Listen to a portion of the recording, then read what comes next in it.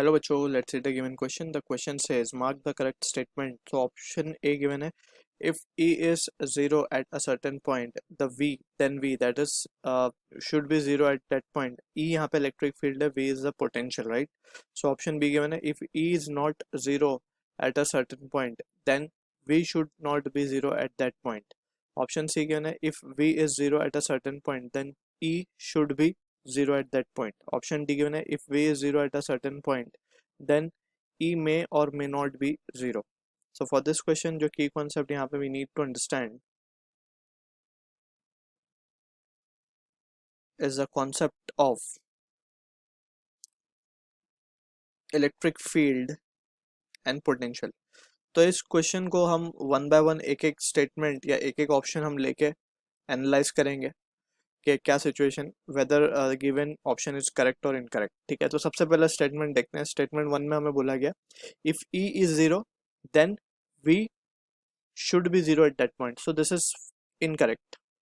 क्यों, अब उसको समझते हैं. एक एग्जांपल लेते हैं. लेट्स सपोज एक हमारे पास चार्ज रिंग है, उसके ऊपर है चार्ज क्यू.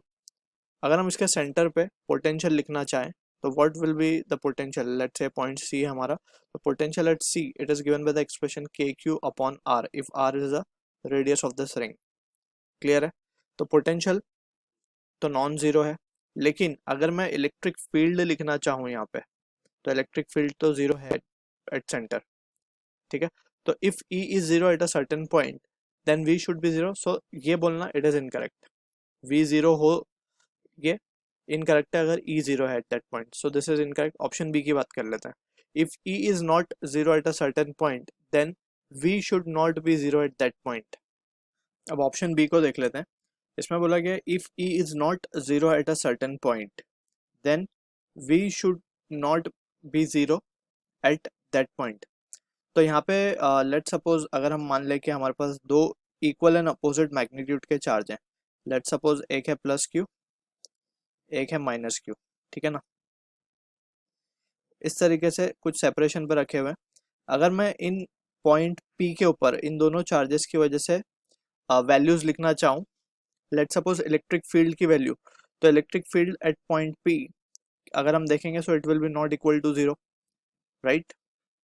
कुछ तो वैल्यू आएगी, क्योंकि अगर हम मान लेंगे ये सेपरेशन हमारे पास लेट से आर है और ये जो है ये पॉइंट डी डिस्टेंस पे हम ढूंढ रहे हैं, तो कुछ तो वैल्यू नॉन जीरो वैल्यू हमें इलेक्ट्रिक फील्ड की मिलेगी. तो हमें बोला गया if E is not zero at a certain point then we should not be zero at that point.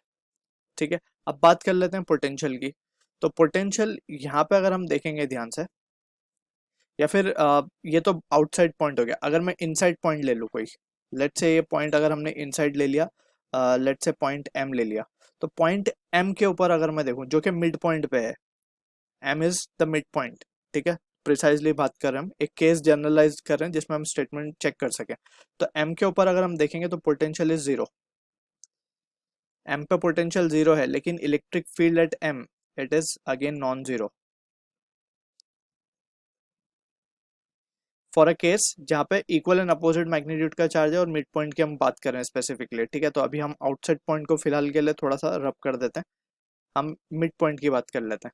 तो मिड पॉइंट पे ये केस ऐसा आ रहा है जहाँ पे पोटेंशियल जीरो है लेकिन electric field is non zero, क्योंकि अगर पॉइंट एम की बात करें तो electric field due to negative charge will be this side. ठीक है, and due to positive charge it will be again this side. तो ये नॉन जीरो वैल्यूज ही देगा हमें.